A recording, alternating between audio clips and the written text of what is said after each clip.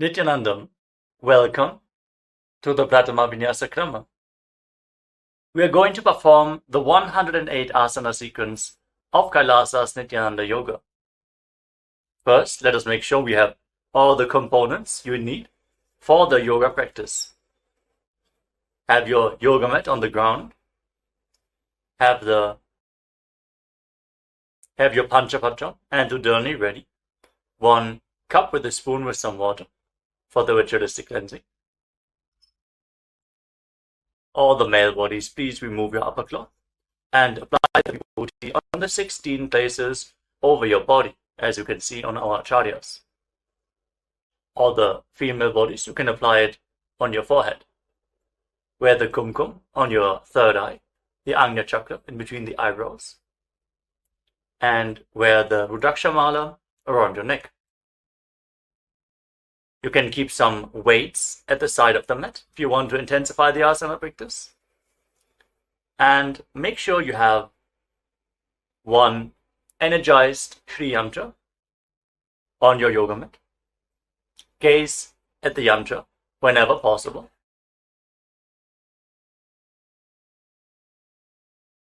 To mirror the macrocosmic energies into your microcosmos. Let us all now settle down into a comfortable cross-legged position with your head, neck, and spine in a straight line. Close your eyes, take a deep breath.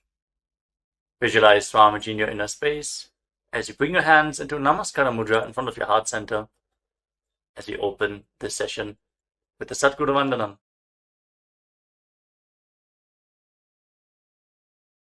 Nithyanandam Paramasukhadam Kevalam Jnanamurtim Dvandvatitam Gaganasadrisham Tattvamasyadilaksham Ekam Nityam Vimalamachalam Sarvadhi Sakshibhutam Bhavatitam Trigunarahitam Sadgurum Tam Namami.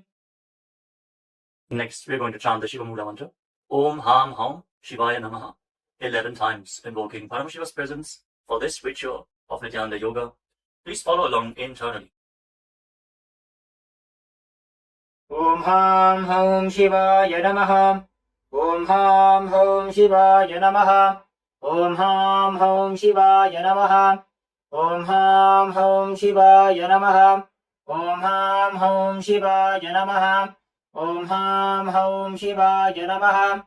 Om Ham Ham Shivaya Namaha. Om Ham Ham Shivaya Namaha. Om Ham Ham Shivaya Namaha. Om Ham Ham Shivaya Namaha. Om Ham Ham Shivaya Namaha. Let us now enter into the Tattvachamanam, the ritualistic cleansing. Take your Panchapatram and Udani. Keep your right hand in the Gokarna Mudra in the shape of a cow's ear. Take 1 Udani, 1 spoon of water, and pour it into your right palm.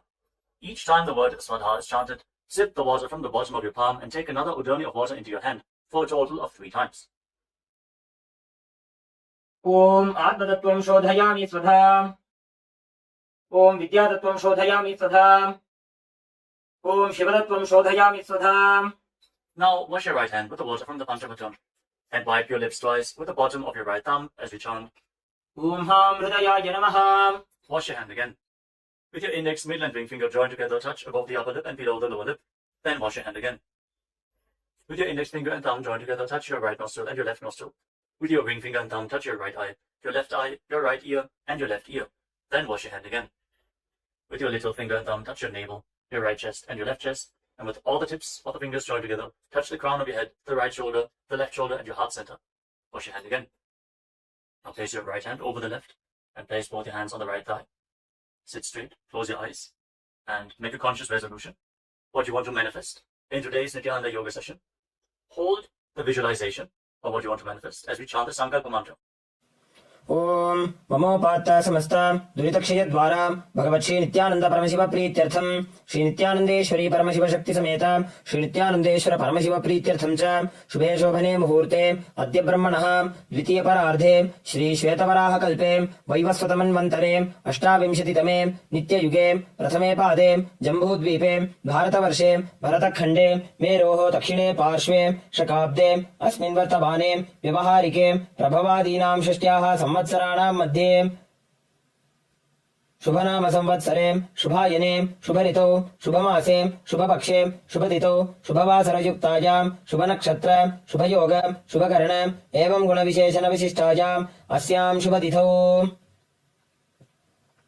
Shri कैलासोन्नत द्वादशांत श्यामला पीठारूढ़ श्री मीनाक्षी सुंदरेश्वरा भिन्न स्वरूप परशिवपुत्र रत्नकुमार गुरुमन्यतुल्यावतार श्री पार्वती स्तन्यपान लब्ध दिव्य ज्ञान विश्रुत सकल निगमागम सारभूत द्राविड वेद प्रवक्त्रे श्रीमत् परमशिव करुणा समधिगत मुक्तामय चतुरश्रयान गीयमान छत्र चामर श्री जिन्नगाहलादि समस्त बिरदावल्यलंकृत ज्ञान विज्ञान चक्रवर्ती सर्वजन संघ सद्यो निर्वाण दीक्षा व्यजाप वर्ग वर्ष विश्राणजीमूत परमत कलभ केसरी शैव सिद्धांत स्थापनाचार्य श्री राजाधिराज पांड्य महाराज गुरु क्षपन शाक्यादि महांधकार निवारण ज्ञान भानु वीक्षणा नरहार तजोच्छेदन पूर्वक श्रीमद ऋषभध्वज स्थापक शैव समय कर्त्रे सर्वज्ञ पीठारूढ़ श्री जगत गुरु श्री ज्ञान संबंध देशिक स्वामी वागीश सुंदर माणिक्य वाचक स्वामिनाम अवतार भूत श्री ज्ञान संबंध स्वामी पुनर्कृत श्यामला पीठ सर्वज्ञ पीठ तृणवद्युत्तर द्विशततम गुरु महासन्निधान अरुणगिरी योगेश्वर परंपरागत अरुणाचल सर्वज्ञ पीठ गुरु महासन्निधान कैलास परंपरागत कांची कैलास सर्वज्ञ पीठ त्रयस्त्रिंशदुत्तर द्विशततम गुरु महासन्निधान नित्योत्सव नित्य मंगल नित्य कल्याण नित्य रचित कैलास परंपरागत आदि कैलास नित्यानंद पीठ महासंस्थान महासिंहासन पीठ कर्त्रे साक्षात् श्री परमशिव समुद्भूत कैलास परंपरागत वैवस्वतमनु इक्ष्वाकु हरिश्चंद्र भगीरथ श्रीरामचंद्र शूरसेन इत्यादि अनवच्छिन्न सार्वभौम चक्रवर्ती परंपरागत चतुष्षष्टि योगिनी मंडित चतुष्षष्टि संप्रदाय प्रवर्तक मनुधर्म शासन सूर्यवंश प्राप्त सर्वज्ञ पीठ सुरांगी साम्राज्य मूर्धाभिषिक्त चूड़ामणि साक्षात् श्री परमशिव समुद्भूत कपिल महागुरु पुनरुद्धृत महानिर्वाणी पीठ अष्टोत्तर सहस्र श्री महामंडलेश्वर साक्षात् श्री परमशिव समुद्भूत श्री महागणपति समारंभ अनवच्छिन्न पीठाधीश्वर गुरु परंपरा प्राप्त अटल पीठ अष्टोत्तर सहस्रतम अष्टोत्तर सहस्र श्री अटल पीठाधीश्वर धर्म मुक्ति स्वर्गपुर स्वर्ण पीठ त्रयोविंश गुरु महासन्निधान कैलास परंपरागत आदिपीठ सर्वज्ञ पीठ जगत गुरु श्री कैलास पुनरुद्धारक श्री कैलास परमाचार्य श्रीमत् परमहंस परिव्राजकाचार्य वर्य सच्चिदानंद प्रणव स्वरूप श्रोत्रिय ब्रह्मनिष्ठ श्री जगत गुरु श्री श्री भगवत् श्री नित्यानंद परमशिव श्री ज्ञान संबंध देशिक परमाचार्य स्वामिनां प्रीत्यर्थम तेषां पादारविन्दयोः भक्ति सिद्ध्यर्थम गुरु कृपा कटाक्ष सिद्ध्यर्थम क्षेम स्थैर्य वीर्य विजय आयुरारोग्य ऐश्वर्याणाम् अभिवृद्ध्यर्थम धर्मार्थ काम मोक्ष चतुर्विध बल पुरुषार्थ सिद्ध्यर्थम समस्त दुरितोपशान्त्यर्थम समस्त मंगल अवाप्त्यर्थम भगवत् श्री नित्यानंद परमशिव प्रसादेन सकुटुम्बस्य ज्ञान वैराग्य जीवन मुक्ति प्राप्त्यर्थम पूर्ण आरोग्य युक्त दृढ़गात्र योग्य शरीर सिद्ध्यर्थम परमशिव शक्ति आविष्करणार्थम नित्यानंद योगाभ्यासं करिष्ये। Now wash your right hand once more. ओम अप उपस्पृश्य And keep your Panchapatam and your journey aside out of harm's way. Let us now enter into the first asana of the sequence, Sukhasana. In a comfortable crossing position with the head, neck and spine in a straight line. Place your hands on top of the knees in Bindu Mudra with index fingers and thumbs together. Gaze forward. Visualize Lord Shiva in your inner space. For the visualization, breathe in Samana Kumbhaka. Inhale deeply into your navel region. And visualize the fire in your navel being kindled, rising up your spine as you exhale and hold your breath. Engage Mahamudra Bandha, which is a combination of the Mula Bandha, the root lock, contracting the perineal floor and pulling it up, preventing the energy from flowing out at the bottom of your spine. The Uddiyana Bandha, the abdominal lock, contracting your muscles above and below the navel and pulling your stomach in and up towards your spine. And the Jalandhara Bandha, the throat lock, as you tuck your chin to the chest, internally contracting your throat muscles to prevent the prana from falling down again. Form all the three bandhas together and form Mahamudra Bandha. Now, internally, chant the japa Soham again and again. Visualize it rotating around your throat in a circular manner, like a prayer wheel. These are the components of the first asana, Sukhasana. तत्सुखासनमित्युक्तमशक्तस्तत्समाचरेत् आसनं विजितं येन जितं तेन जगत्त्रयम्. Now, place one foot, place your feet on top of opposite thighs, into Padmasana, the lotus posture. Join the palms of your hands in front of your chest and raise them up above your head in Anjali Mudra with the elbows straight. Engage all of the uddhas as you visualize yourself as Mount Kailash in Parvatasana. अथ वक्ष्ये महादेव पर्वतासनमङ्गलम् यत्कृत्वा स्थिररूपी स्यात् षट्चक्रादिविलोपनम्. Now extend your feet away from the body. Bring the soles of the feet together. Interlock your fingers behind your back in Parasha Mudra as you lean forward and down, and place your forehead on the ground behind the heels. Lean down as low as you can. Open up your back. Breathe deeply into your navel region. Feel the stretch in your back. As you gaze to your nose, visualize Swamiji and keep engaging the Mahamudra Bandha in Halipavasana. पूरवविधियाहू मे जानु उभय पगथली सम्पुटठानो पृष्ठपछेदो भूकरल्यावो दक्षिणकरसो वामगहावो.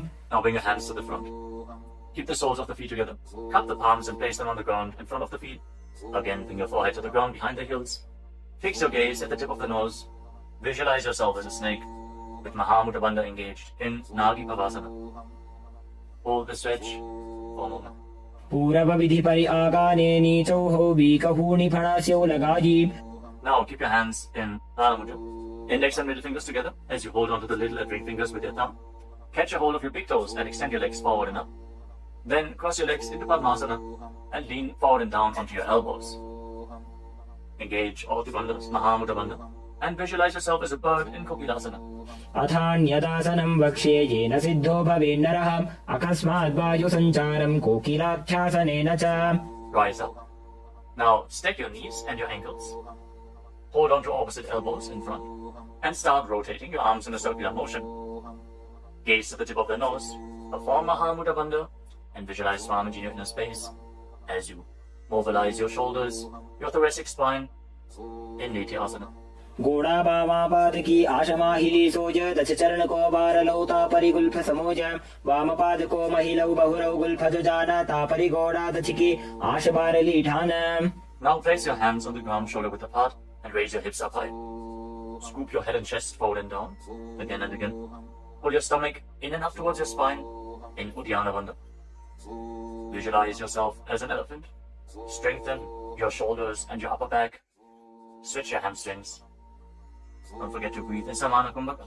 Intensify the fire in your navel region in Gajasana. न्युब्जं पादाग्रे भूमौ कृत्वा लम्बी भूयामस्तकाग्रे निधाय नितम्बम् ऊर्ध्वमुन्नमय्य नाभिलक्ष्यं भूमौ नासिकामानीय. Now raise one heel off the ground in the same position and push the other heel down. Alternate the position of your feet again and again. Stretch your hamstrings and push your shoulders through. Straighten your back. Pull your stomach in and up. And visualize yourself as a bear in Vrikshasana, the bear posture. एकैकं पादमाकुञ्च्य गजासनं कुर्यात् त्रिक्षासनं भवति. Now rise up. Stand on the tips of the toes. Stand on the tips of the toes. If you can, rise up all the way onto your big toes. Bring your hands to your chest in Hridaya Mudra, index, middle and big fingers joined together. Hold your stomach in and up and visualize Swamiji in your inner space. Find the balance in your center. Get the strength in your calves. In Vaishyasana. केशेन पादयुगलं बद्ध्वा तिष्ठेत् अधोमुखः अथ वैश्याः वक्ष्ये यत्कृत्वा सत्यवान् भवेत्. Now let us move into the first Karana sequence. Starting off with Adimandi posture. Keep your heels together, toes pointing outwards, and bend your knees. Bring your hands in front of your chest. Now raise one knee up along the center of your body in a circular motion and follow along with the respective hand. Repeat the movement on both sides gracefully again and again.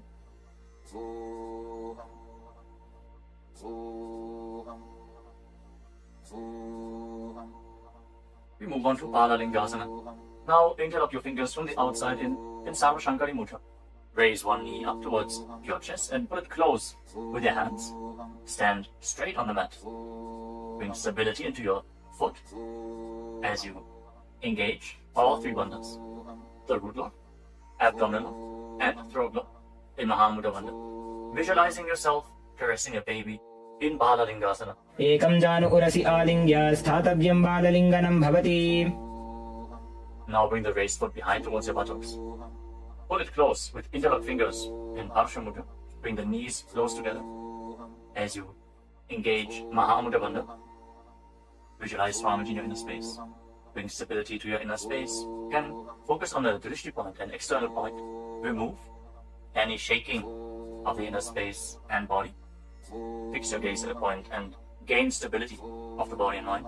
स्थित्वैकस्मिन् पादतले कराभ्यां वेष्टयेतनुं पृष्ठे संस्थाप्य यत्नेन पादपीडनमासनम्. As you now catch the sole of the foot from the inside, kick the leg back up and extend the other hand forward in Bindu Mudra with index finger and thumb together.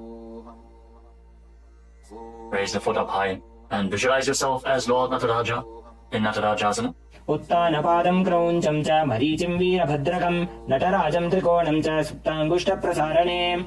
Step the foot down and interlock your fingers again from the outside in. Raise the other knee to the chest. Repeat Balalingasana on the other side. Visualize yourself holding a baby. Breathe deeply against the raised thigh. एकं जानु उरसि आलिङ्ग्य स्थातव्यं बाललिङ्गनं भवति. Now bring the raised foot to the back. Pull it close to the buttocks with both hands. Engage all the bandhas. Visualize Swamiji in Padapidanasana. एकं जानु उरसि आलिङ्ग्य स्थातव्यं बाललिङ्गनं भवति. Now hold the sole of the foot, kick the leg back and up, and lean forward with the front hand in Bindu Mudra. Visualize yourself as the cosmic dancer Lord Nataraja in Natarajasana. उत्तानपादं क्रौञ्चं च मरीचिं वीरभद्रकं नटराजं त्रिकोणं च सुप्ताङ्गुष्ठप्रसारणे. Come to the next karana of the sequence. Again, stand in Arimandi. Heels together, toes pointing outwards and knees bent. Bring your hands to the chest. Step the right foot behind the left. And start swinging the right arm back and forth like a pendulum. Gracefully move your fingers one by one. Place your hand over the nose, cross your ankles. And repeat the movement on the other side as well. Next up is the skeleton dance.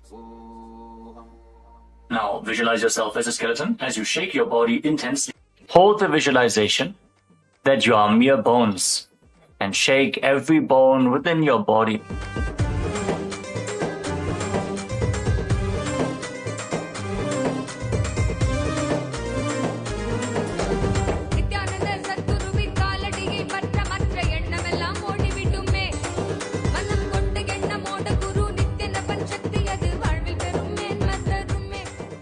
Now return to Arimandi posture and cross your arms over top of your head.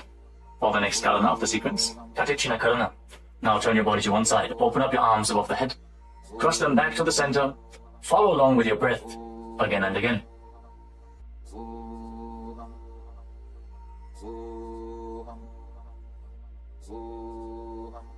Now raise your arms up parallel above your head and rise up onto the tips of your toes. Engage Mahamudra Bandha and visualize yourself as a palm tree. As you breathe in Samana Kumbhaka, kindle the fire in your navel region. Internally chant the new japa Shivoham in Tadasana. महामुद्राबद्धकोनो tadasana विभेदकान् विनोत्तानं सदा कुर्यादन्तर्वत्नी पतिप्रिया. Now lean forward and down. Place your hands flat on the ground if you can. Otherwise, just lean down as low as possible. Bring your head towards the knees and engage all the bandhas Mahamudra Bandha as you visualize Swamiji in Uttanasana. महामुद्राबद्धकोनो tadasana विभेदकान् विनोत्तानं सदा कुर्यादन्तर्वत्नी पतिप्रिया. Now bring your hands flat on the ground and step your feet back. Come to a tall plank position. Take this opportunity to gaze at the Shri Yantra on your mat. Now tuck your chin to the chest and lock your throat. And start rotating your head from side to side as you visualize Swamiji in your inner space in Tarakshvasana. गजासनवस्थित्वा मस्तकं वारं वारं दक्षिणकुक्षिं सव्यकुक्षिं नयेत् तरक्ष्वासनं भवति. Hold the plank position. Engage your core. Now lower your body down onto your stomach. Your hands by the side of your shoulders. And then raise your head and your chest by the strength of your lower back. Curl your upper back up. Open your mouth in Bhujangani Mudra. Wide open. Inhaling through the hollow of your throat. As you visualize yourself as a cobra in Bhujangasana. अङ्गुष्ठानाभिपर्यन्तम् अधो भूमौ विनिन्यसेत् कराभ्यां च धरां धृत्वा ऊर्ध्वशीर्षफणीवहे. देहाग्निर्वर्धते नित्यं सर्वरोगविनाशनं जागर्ति भुजगी देवी भुजंगासन साधनात्. Now push your body up, back into the plank position, and alternate pulling one knee in towards your chest, back and forth. Breathe calmly through your nose in Sahasrara Kumbhaka, leading the prana along your spine and holding the breath on and off in the various energy centers along your spine. Visualize Swamiji in your inner space in Shastasana. गजासन संस्थितौ जानुद्वयमाकुञ्च वारं वारं कर्तव्यं शशासनं भवति. Now step one foot in between your two hands. Simultaneously jump the front foot back and bring the other foot in between the hands. Alternate the position. Jump intensely as you visualize yourself as a chariot in Rathasana. गजासन संस्थितो एकैकं पादं पुरोमार्गेण भ्रामयित्वा कर्तव्यं रथासनं भवति. Remain in this position and rise up. Keep one foot at the back with the toes facing sideways and bend the front knee at a 90-degree angle. Raise your arms up parallel above your head. Intensely engage your legs and your core. Pull your stomach inwards and up in Uddiyana Bandha. Fix your gaze at your third eye as you visualize yourself as Lord Veerabhadra with 8 arms in Veerabhadrasana. वासिष्ठमथ कौण्डिन्यम् ऊर्ध्वकुक्कुटमेव च अष्टावक्रमथोत्तानं मयूरं सेतुबन्धनम् उत्तानपादं क्रौञ्चं च मरीचिं वीरभद्रकं नटराजं त्रिकोणं च सुप्ताङ्गुष्ठप्रसारणे. Now exchange the position of your feet. Bring the other foot to the front and bend the front knee at a 90-degree angle as you turn the back toes facing outwards and bring your arms up above your head. Gaze to your third eye. Pull your stomach in and up and visualize yourself as Lord Veerabhadra. Feel the intense stability this posture brings to your hip. Stand strong and stable in Veerabhadrasana. वासिष्ठमथ कौण्डिन्यम् ऊर्ध्वकुक्कुटमेव च अष्टावक्रमथोत्तानं मयूरं सेतुबन्धनम् उत्तानपादं क्रौञ्चं च मरीचिं वीरभद्रकं नटराजं त्रिकोणं च सुप्ताङ्गुष्ठप्रसारणे. Now stand up straight. Take one foot and pull it up towards the inner opposite thigh with the heel close to your perineum. Join your hands in Anjali Mudra and raise your arms up straight above your head. Engage Uddiyana Bandha. Pull your stomach in and up and visualize yourself as a tree. Fix your gaze at an external point for balance in the Vrikshasana, the tree posture. वामोरुमूलदेशे च याम्यं पादं निधायतु तिष्ठेत्तु वृक्षवद्भूमौ वृक्षासनमिदं विदुः. Now bring the raised foot up towards the opposite hip and join your hands in Namaskara Mudra in front of your chest. Visualize yourself as Lord Garuda with heavy wings on your back. Stand strong and stable in Garudasana. गरुडासनमावक्ष्ये येन ध्यानं स्थिरं भवेत् सर्वदोषाद्विनिर्मुक्तो भवतीह महाबली. एकपादमुरो बद्ध्वा एकपादेन दण्डवत् जङ्घपादसन्धिदेशे जानुव्यग्रं व्यवस्थितः. Now step the foot down. Raise the other foot up. Bring your hands together in Anjali Mudra. Raise your arms up above your head. Elbows straight. Perform Uddiyana Bandha and visualize yourself as a tree in Vrikshasana. Stand stable like a tree. Feel the roots growing from the standing foot. वामोरुमूलदेशे च याम्यं पादं निधायतु तिष्ठेत्तु वृक्षवद्भूमौ वृक्षासनमिदं विदुः. Now step one foot back. Now bring the raised foot on top of the opposite hip and join your hands in Namaskara Mudra in front of your chest. Visualize yourself as Lord Garuda as you repeat Garudasana on the other side.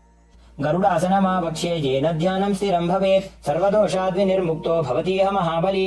एकपादमुरो बद्ध्वा एकपादेन दण्डवत् जङ्घपादसन्धिदेशे जानुव्यग्रं व्यवस्थितः. Now step one foot back and keep the other foot at the front. Keep the back toes facing sideways. Extend your arms out parallel to the ground, lean forward and down. Bring one hand to the foot and the other hand up to the sky. Gaze up along the raised arm and visualize yourself as a triangle in Trikonasana, the triangle posture. उत्तानपादं क्रौञ्चं च मरीचिं वीरभद्रकं नटराजं त्रिकोणं च सुप्ताङ्गुष्ठप्रसारणे. Now rise up. Exchange the position of your feet. With the arms parallel, lean forward and down. Raise the other arm up to the sky. Repeat Trikonasana, the triangle posture on the other side. Feel the deep stretch in your lats and in your hips. Try to rotate your shoulders so they are completely aligned and pointing up to the sky. उत्तानपादं क्रौञ्चं च मरीचिं वीरभद्रकं नटराजं त्रिकोणं च सुप्ताङ्गुष्ठप्रसारणे. Now rise up. Step your feet together. Keep the heels touching, toes pointing outwards in Arimandi. With your knees bent, raise one heel off the ground and bring your hands to the chest, palms facing each other. Now stomp the raised heel to the ground and raise the other heel up again and again as you exchange the position of your hands in front of your chest.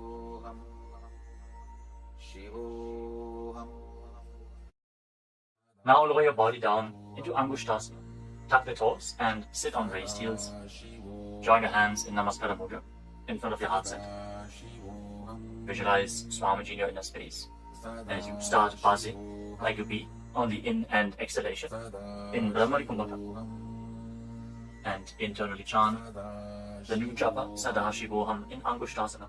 कबन्धासनमित्याहुः गोरक्षासनमेव च अङ्गुष्ठमुष्टिकं न्येयं ब्रह्मप्रासादितं तथा. Now extend one leg forward and bring your hands to the side. Keep the palms facing forward in Baddha Mudra, with the fingertips barely touching the ground. Be stable in this position as you visualize Swamiji in Saulasana. प्रसार्यैकं पादतलं संस्थाप्य त्वेकपादकम्. Now catch a hold of the big toe of the front foot in Prana Mudra with index and middle finger. Catch the back heel with the other hand and balance in this posture. Visualize Swamiji in your inner space in Vinyasa. गुल्फस्थितो पादमेकं प्रसार्य तत्पादाग्रं संस्पृशेत् तत्करेण गुल्फं चान्यं धारयेत् तत्करेण धूनं पीठं चाभ्यसेत् चोभयत्र. Now rise back up. Step the front foot in. Extend the other foot forward. Keep the hands at the side, palms facing forward. Support your balance with the fingertips as you visualize Swamiji in Saulasana. प्रसार्यैकं पादतलं संस्थाप्य त्वेकपादकम्. Now lean forward and down. Hold on to the big toe in Prana Mudra. Again, visualize Swamiji in Vidunanasana. Feel the stretch in your calf. Build the balance to hold the back heel with the other hand. गुल्फस्थितो पादमेकं प्रसार्य तत्पादाग्रं संस्पृशेत् तत्करेण गुल्फं चान्यं धारयेत् तत्करेण धूनं पीठं चाभ्यसेत् चोभयत्र. Now rise up and step both feet in. Separate your knees as you place your hands on top of the knees with the palms facing up. Now lock your chin to the chest in Jalandhara Bandha and gaze through the gap between the palms. Hold the balance. Calm your inner space and visualize Swamiji in Brahma Jalankashasana. दो बूफड़ा पानी होए वैसे एड़ी दो गुदानी वैसे कोरपक दलियां की माहिली आयुष माहेरा शेमिली. Now drop your knees down to the ground. Sit on raised heels and fix your gaze at the tip of the nose. Pull your stomach in and up in Uddiyana Bandha and visualize yourself as Sage Kapila Muni in Kapilasana. दो बूफड़ा पानी होए वैसे एड़ी दो गुदानी वैसे कोरपक दलियां की माहिली आयुष माहेरा शेमिली. Now shift your gaze upwards towards your third eye. Maintain this posture and visualize Swamiji's form in your inner space in Bhadragurakasana.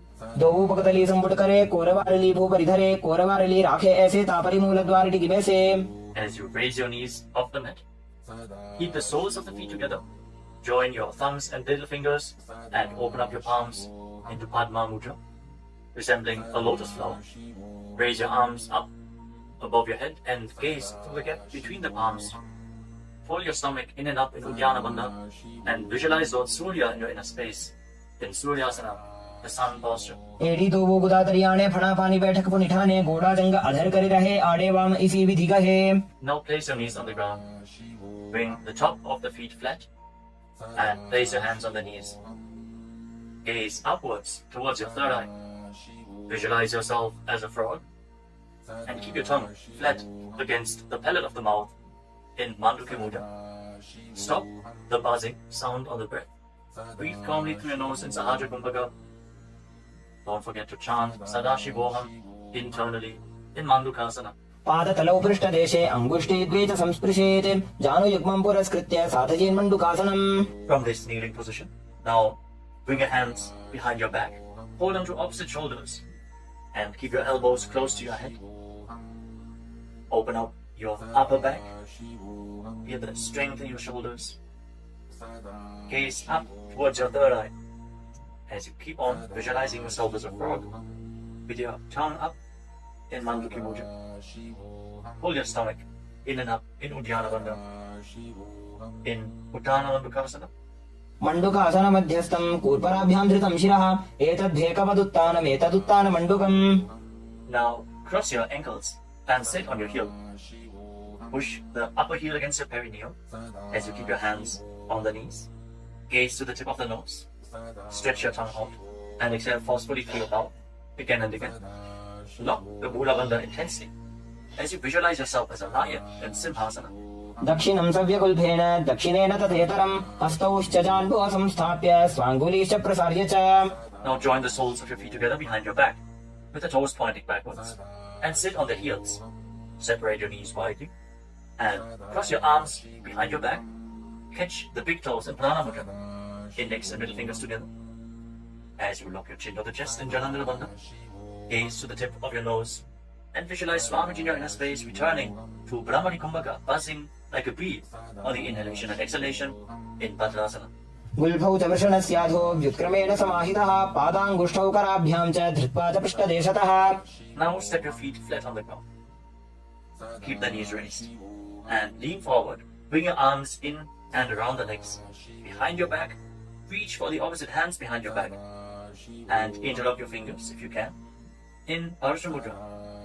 Gaze to the tip of your nose and visualize yourself as a crow in Karkapushandi Asana. प्रथमे बेसक उक्कटठाने दोबू हाथ पकमीच आने तिनको मोड़ी नल्या परिल्यावे पिष्टपछे काकसी करावे.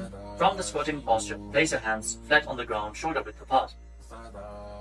Bring your knees onto your arms, close to your armpits and raise your hips. Lean forward, lift your legs off the mat and balance on your arms, visualizing Swamiji in your inner space in Kali Pavasana. आसन को गुण आशीर्षिता हो जी तो आछी होई. Let us now get ready for Kapali Asana, which is the first inverted posture of the sequence. We're suffering from upper back or neck injuries or high blood pressure, or if you're currently in pregnancy, please consult your doctor before performing any of the inverted postures of today's Nithyananda Yoga sequence. With this out of the way, let us now place the head on the ground, form a triangle between your head and your hands. Keep your knees on your arms, align the hips with the shoulders, and then straighten your legs up into a headstand. Fix the gaze at the nose. Visualize Swamiji. Feel the vibration in the crown of your head as you keep buzzing like a bee in Brahmani Kumbhaka in Kapali Asana. शीश शीशा धरती टेकी पगदो भूमिलिवा ऊंचा कुकरे. Now gently lower your legs down and come to a squatting position. Keep your hands flat on the ground. Rotate your body to one side. Align the knee with your hip. Align the knee and the hip with your elbows and lean forward onto your arms. Extend your legs out to the side and gaze up towards your third eye. Visualize yourself as a peacock and exhale all the way. Hold your breath again and again in Tejaka Kumbhaka as you perform Parsvamayurasana. Balance on your arms with the strength to your wrists and shoulders. मयूरं दण्डवत् कुर्यान् मायूरं दण्डनामकं कुर्यान् मायूरं पार्श्वाभ्यां मायूरपार्श्वनामकम्. Now set your legs down. Twist your body in the opposite direction. Repeat Parsvamayurasana on the other side. Lean onto your arms. Extend the legs out to the side and gaze to your third eye as you visualize yourself as a peacock. मयूरं दण्डवत् कुर्यान् मायूरं दण्डनामकं कुर्यान् मायूरं पार्श्वाभ्यां मायूरपार्श्वनामकम्. Now settle down. Place your hands flat on the ground and step your feet back into a plank position. Take a moment to gaze at the Shri Yantra on your mat as you step one foot front in between the two hands. As you step one foot outside the respective shoulder in between the two hands, fix your gaze at your third eye and visualize yourself as Lord Kala Bhairava in Bhairaganathasana. आसन को गुण पीती जाई. Now step the front foot back and bring the other foot to the front in between the two hands. Feel the stretch in your legs. Open up your hips. Push your hip forward as you engage the Mula Bandha and visualize yourself as Lord Kala Bhairava in Bhairaganathasana on the other side. आसन को गुण पीती जाई. Now step the front foot back and bring your forearms on the mat. Raise your hips up high. Slightly walk your feet forward Open up your shoulders. Try to bring your heels to the mat. Intensely stretch your hamstrings. As you gaze towards your third eye, visualize Swamiji in Unmukha Pitasana. भून्यस्तौ जानुनी हस्तौ चतुष्पदमवाङ्मुखम् उत्थापिताङ्घ्रियुगलकटिस्थलमभिरुकाम्. Now raise back onto your arms and rotate your body. Lift one arm up towards the sky. Keep your body completely straight, your core tightly engaged, and gaze up along the raised arm as you visualize yourself as Sage Vashishta in Vashishthasana. ऊर्ध्वकुक्कुटवासिष्ठमरीचहलमत्स्यकम् परिवृत्तिम् चोदरस्य विविधम् धनुरासनम्. Now rotate your body to the other side. Raise the other arm up. Keep your core engaged as you repeat Vashishthasana on the other side. ऊर्ध्वकुक्कुटवासिष्ठमरीचहलमत्स्यकम् परिवृत्तिम् चोदरस्य विविधम् धनुरासनम्. Relax.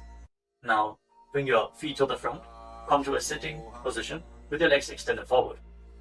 Bring your hands underneath the buttocks with the palms facing up. Lock your chin to the chest. Gaze to the tip of the nose. Visualize yourself as Lord Hanuman. As you internally chant the new japa, Mahasada Shivoham in Anjani Asana. दो भूकर की उभय हथेली कोरवारली मैले भेली सो आगाने भूपरिदाशे महाने अंगुली मिलिराशे. Now lean forward and down. Catch a hold of your big toes and Prana with index and middle fingers. Lean down as low as you can. Stretch your back. Open your hamstrings and your hips. As you engage Mahamudra Bandha, all the three bandhas together. Visualize Swamiji in Paschimottanasana. जानो परिललाटन्तो पश्चिमं तानमुच्यते येन केन प्रकारेण सुखं कार्यं च जायते. Now rise up. Interlock your fingers around your neck. And again, lean forward and down. Slightly separate your knees and bring your head in between, with your elbows outside the knees. Perform Mahamudra Bandha. So visualize Kali in your inner space in Ugrasana. स्वपाणिभ्यां दृढं धृत्वा जानुपरि शिरोन्यसेत् आसनोऽग्रमिदं प्रोक्तं भवेदनिलदीपनं देहावसानहरणं पश्चिमोत्तानसंज्ञकम्. Now step one foot in towards your perineum. Lean forward and down. Bring the respective arm in and around the leg and interlock both hands behind your back. Bring your head towards the knee as you visualize yourself as Sage Marichi in Marichi Asana. उत्तानपादं क्रौञ्चं च मरीचिं वीरभद्रकं नटराजं त्रिकोणं च सुप्ताङ्गुष्ठप्रसारणे. Now rise up. Drop the raised knee to the side as you keep the heel against the perineum. Lean forward and down. Hold onto the front foot. Gaze at the tip of the nose. Visualize Swamiji. Exhale deeply and then hold your breath, locking all the three bandhas. Mahamudra Bandha in Mahamudrasana. महामुद्रां प्रवक्ष्यामि तन्त्रेऽस्मिन् मम वल्लभे यां प्राप्य सिद्धा सिद्धिं च कपिलाद्याः पुरागताः. Now extend both your legs. Bring the other foot in towards the perineum with the knee raised. Bring your arm around the raised knee and interlock your fingers behind your back. As you bring your head towards the knee, visualize yourself as Sage Marichi in Marichi Asana on the other side. उत्तानपादं क्रौञ्चं च मरीचिं वीरभद्रकं नटराजं त्रिकोणं च सुप्ताङ्गुष्ठप्रसारणे. Now rise up. Drop the raised knee to the side. And again, lean forward and down. Hold onto the front foot with both hands. Gaze to the tip of the nose. Engage all the bandhas. Mahamudra Bandha. As you visualize Swamiji. Open up your hip. Straighten your spine. Intensely. In Mahamudrasana. महामुद्रां प्रवक्ष्यामि तन्त्रेऽस्मिन् मम वल्लभे यां प्राप्य सिद्धा सिद्धिं च कपिलाद्याः पुरागताः. Now rise up. Bring the soles of your feet together in front. Interlock your fingers around the toes. Pull your heels in towards your perineum. Try to keep your heels down on the ground as much as possible. As you gaze up towards your third eye. And visualize Swamiji in your inner space in Bhadrasana too. गुल्भौतवृषणस्यादः सीवन्त्याः पार्श्वयोः क्षिपेत् पादपार्श्वे तु पाणिभ्यां दृढं बद्ध्वा सुनिश्चलम्. Now extend your feet away from the body. Keep your hands on the respective knees. And lock your chin to the chest. Gaze to the nose. As you visualize Swamiji in Gvalipavasana. पूरवचर्पटिचोककक्ष्यो sooji वाही विधिचोकीचे सोयी जामे AD भिन्न जराशे अंगुल 8 अंतरो राशे. Now bring your feet back in towards the perineum. Hold the soles of your feet with all the 10 fingers and lean forward and down. place your head on the mat. Fix your gaze at the tip of the nose and visualize Yoni Mandala, the visual representation of Devi Paramashiva Shakti herself. We are projecting the Yoni Mandala in the top right corner of the screen. If you don't know how the Yoni Mandala looks, exhale deeply and hold your breath in Rechaka Kumbhaka in Joni Asana. दोभूपकदली संपुट करे AD made के ढिंग दरे अर्धहात को अंतरराशे लिलाट पकथलियां ऊपर Rise up and again extend your feet away from the body. Extend your arms out to the side and lean forward and down from the waist. Try to keep your back as straight as possible as you bring your forehead on the ground behind your heels. Gaze to the tip of your nose and visualize Swamiji in Midaki Pavasana. पूरव विधि परिपकथली संपूर्ण शोध एडी मिली राशे. Rise up and now bring your feet back in towards your body. Keep your toes together and your heels apart as you scoop your hands below the shins. Bring your elbows to the mat and then bring your chin on the ground with the toes touching your throat. Gaze to the tip of your nose and visualize Lord Surya in your inner space in Siddha Samadhi Asana. दोभूपकदली संपुट करे खोले मेढ़ आगा मेधरे अंगुल 8 अंतरो राशे AD को ऐसे विदिदाशे. Now rise up. Bring the heels together and keep your toes apart. Hold on to the feet as you open them up like a book, pressing your elbows down on your thighs. Gazing through the nose and visualizing Swamiji, the Supreme Pontiff of Hinduism, in your inner space in Chinaki Pavasana. दोभूपका की एडी धरती महिमा मेढ़ लगावे. Now rise up. Bring the soles of the feet together completely. Push your knees to the mat as you place your hands on top. And gently push down the knees with your hands. Fix your gaze at your third eye and pull your stomach in and up in Uddiyana Bandhana. Visualizing Swamiji in your inner space in Charapata Chokasana. दोभूपकदली संपुट धारे आगा ने कहे जारे पसारे घोड़ा भूसो लगता राशे हाथ दो वो घोड़ा परिदाशे.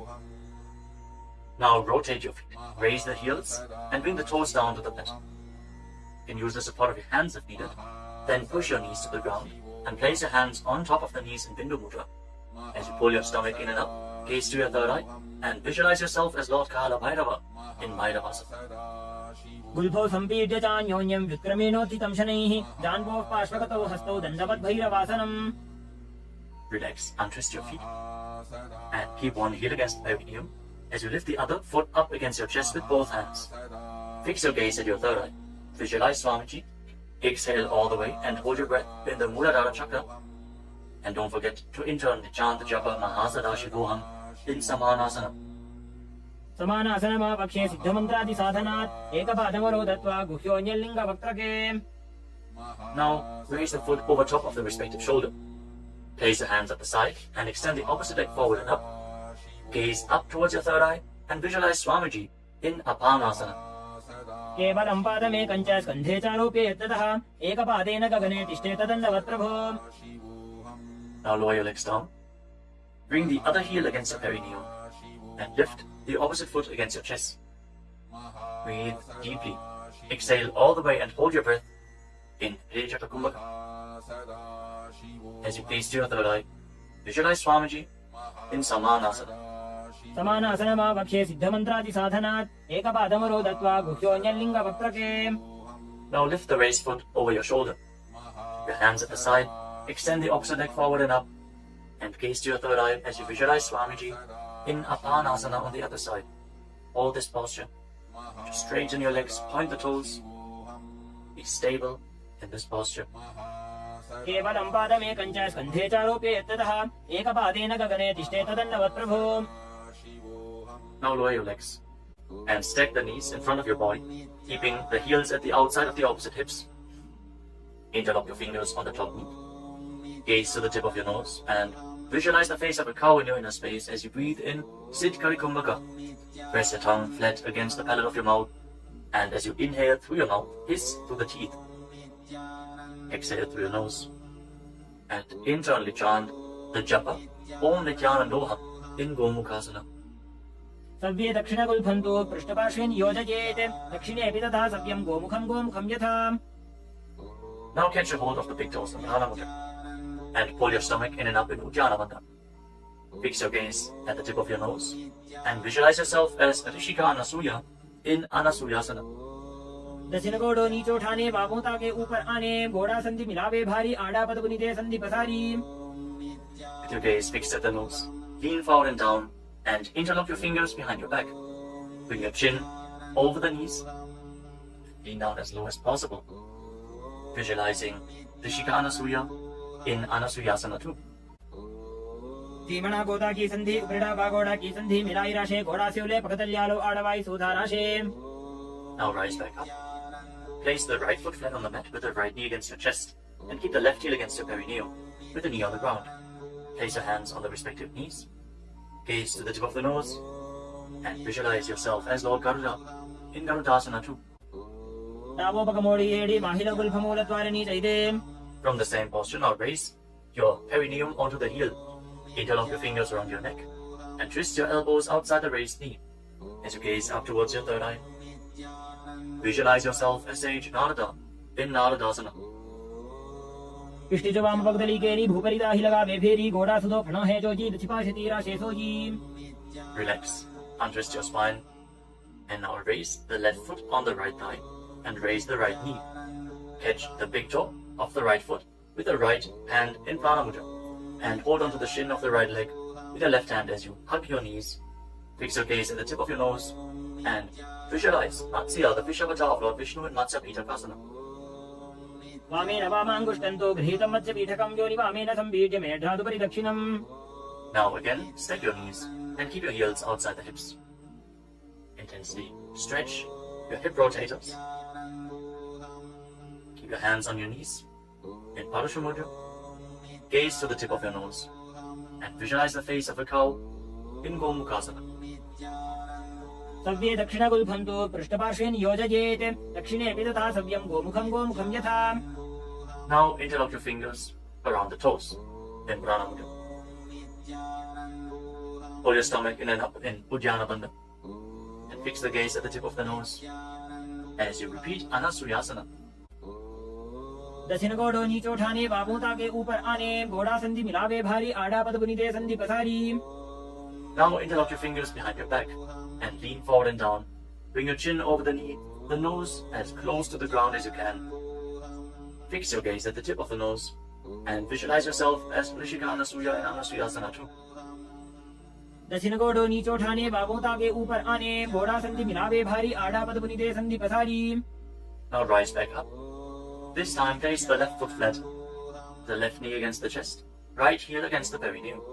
Keep your hands on your knees. Gaze to your nose and visualize yourself as Lord Garuda in Garudasana 2 on the other side. धीमणा Goda की संधि उपरिड़ा बागोड़ा की संधि मिलाई राशे घोड़ा से उले पकतल्यालो आड़वाई सुधा राशे As you raise your perineum up onto the heel, interlock your fingers around your neck, twist your elbows outside the raised knee, gaze up towards your third eye, and visualize Sage Narada in Naradasana. पिष्टि जो वाम पगदली केरी भूपरी दाही लगा वे फेरी घोड़ा सुधो फणो है जो जी छिपा शतीरा शेषो जी Now raise up. Place the right foot onto the left thigh and hold on to the left chin and the big toe as you gaze to your nose and visualize Matsya, the fish avatar of Lord Vishnu in Matsya Pitakasana.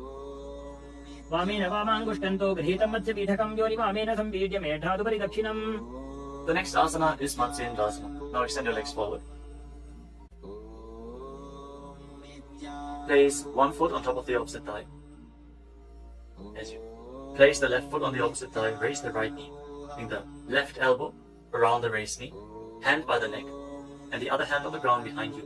Twist your spine, gaze up towards your third eye, and visualize Matsyendana, the master and great sage, in Matsyendasana.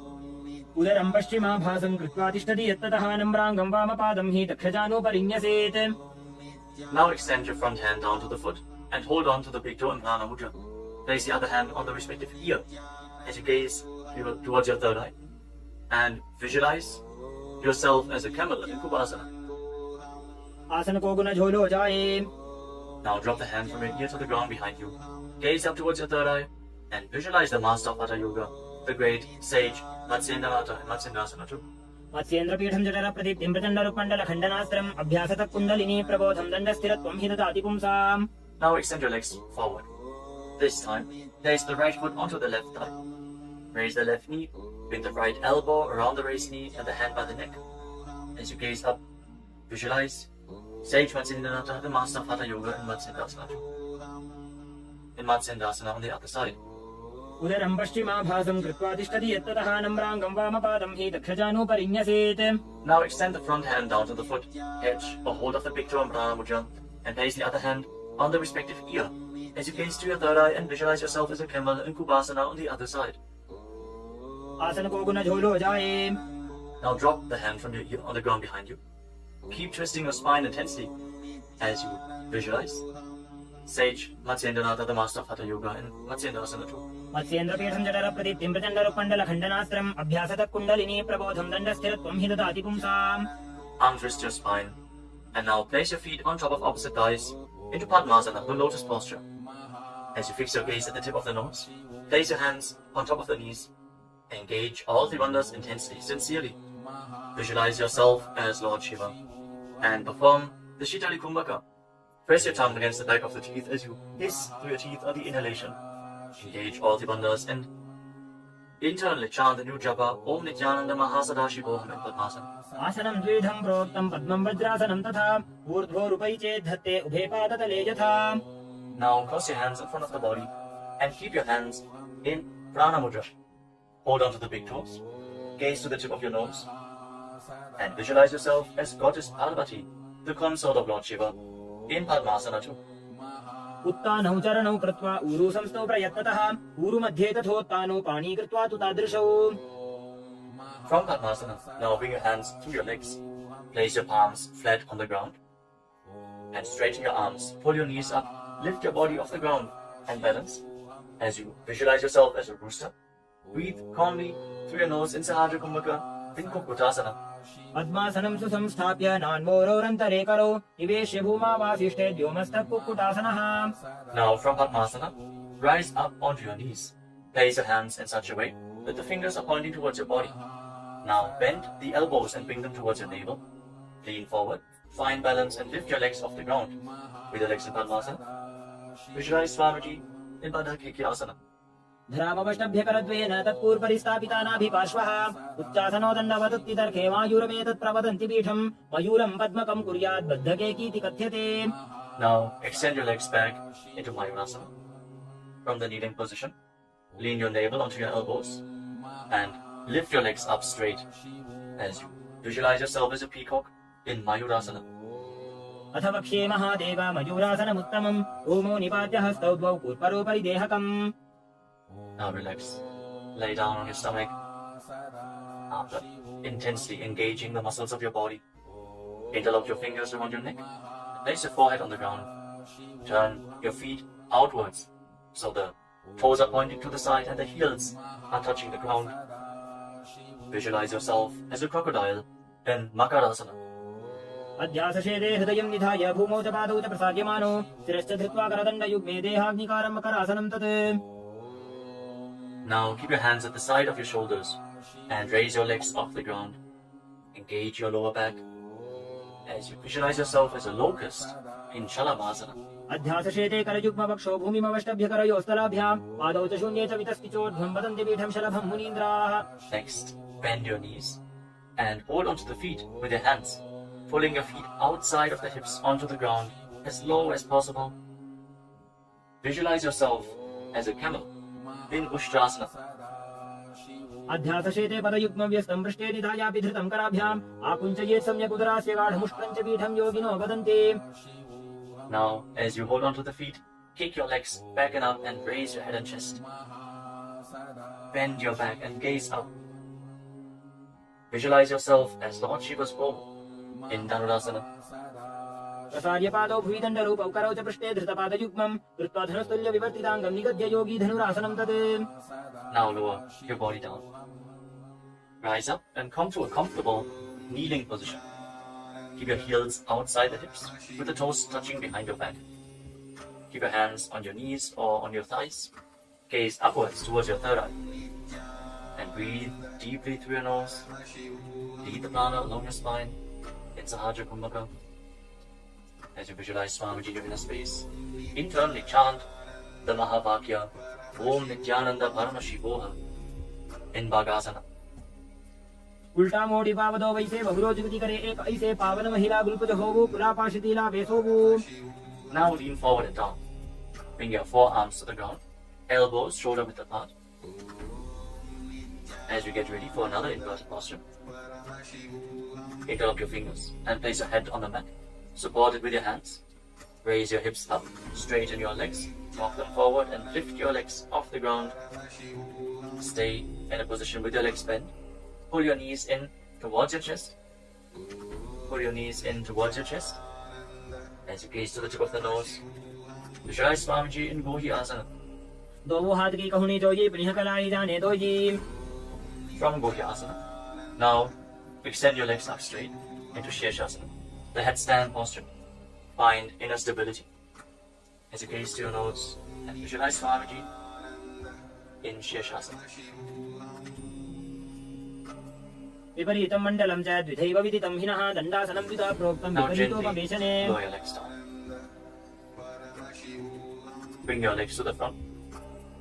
Extend it forward. As we get ready for a sequence of intense exhalations. In Bhastika Kumbhaka, pull your abdomen inwards and push the air out like the bellows of a blacksmith again and again. In Bhastika Kumbhaka, we are going to perform this Kumbhaka throughout the next few asanas. Starting off with Bodhi Asana. Hold onto your calves and then raise your legs up. Try to bring them as vertical in front of your face as possible. As you visualize Swamiji in your inner space, hold this position. Engage your core. दोनों हाथ पकड़ बाहर आने गोड़ा तरे का कसीठाने अंगुष्ठ पिंडली लगता Now धरे bring your hands चंद्र behind your आकाश back. सी करे. Hold on to opposite shoulders with your hands as you gaze to your third eye. Exhale rapidly and visualize yourself as a mace in Parikasana. Intensely work your core. उत्तान शयनं कृत्वा पादौ मिलित्वा प्रसाद्यादितं वं भूमौ Now bring your hands to the हस्ताभ्यां front, parallel to the कन्दं ground, with the legs raised at 45-degree angle. Gaze to your third eye and visualize yourself as a boat in Naukasana. Keep going, we're almost there. Keep your core engaged. उत्तान शयनं कोल्पराभ्यां भूमिं वष्टभ्याः Now separate your हस्तमिदं knees निधाय. and bring the soles of the feet together. Pull your feet in towards your chest as you scoop your hands below. Keep breathing rapidly as you visualize yourself as Lord Buddha. Gaze to the tip of the nose in Buddhasana. पगडली संपूर्ण करी हाथस्य उपक उचाजी पगाका अंगूठा दो भूले वो Now पानी का relax. निकाल वे. Place your feet flat on the ground as you lay down on your back. Keep your knees raised and place your palms on the ground just behind the heels. Push your hips up high off the ground. Lock your perineum and lock your throat in the Mula Bandha and the Jalandhara Bandha. Push the air upwards against the throat lock. Prevent it from escaping your body in Murcha Kumbhaka. Push the prana upwards as you gaze to your nose and visualize Swamiji in Unmukha Pitasana too. ऊर्ध्वे च जानुनी कृत्वा सवित्वोर्ध्वमुखं तथा उत्थाप्य हस्तौ तिष्ठेतु पीठ उन्मुख नामके. Now lay down on your back. Keep your hands flat at the side of your body with your palms facing up. Unclutch from any micro movements of the body and the mind. Be completely still in your body. Feel the Kundalini Shakti rising up along your spine in Shakti Chala Mudra from the Muladhara Chakra all the way to the Sahasrara, from the root center to the top of your head to the ground center. Visualize your body is dead and Swamiji, the Supreme Pontiff of Hinduism, is liberating you. Internally chant the Mahabhagya Om Nithyananda Paramashiva in Shivasana. उत्तानं शववद्भूमौ शयनं तुषवासनं प्रवासनं श्रान्तिहरं चित्तविश्रान्तिकारकम्.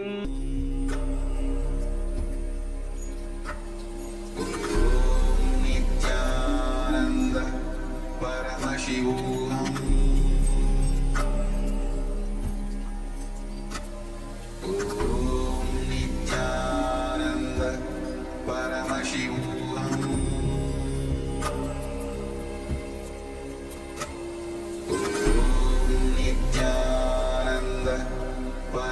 Paramashivam. Om Nithyananda Paramashivam.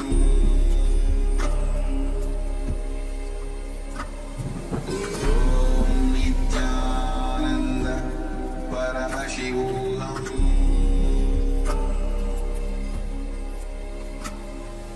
Om Nithyananda Paramashivam. Om Nithyananda Paramashivam.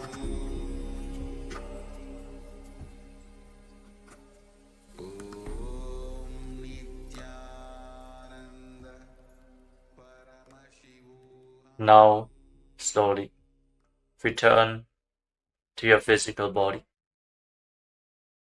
Wiggle your fingers and toes and rotate your wrists and your ankles. Bend and stretch your elbows and knees.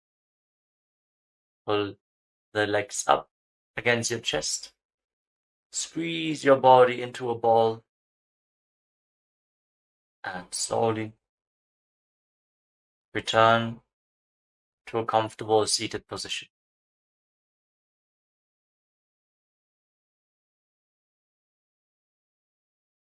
Congratulations, you completed the Prathama Vinyasa Krama, the 108 asanas of KAILASA Nithyananda Yoga. Thank you all for performing this asana sequence today. Let us conclude this ritual of Nithyananda Yoga with the Purna mantra. Sit straight with your head, neck and spine in a straight line, the hands in Namaskara Mudra in front of your chest. Close your eyes and visualize Swamiji in your inner space as we chant together.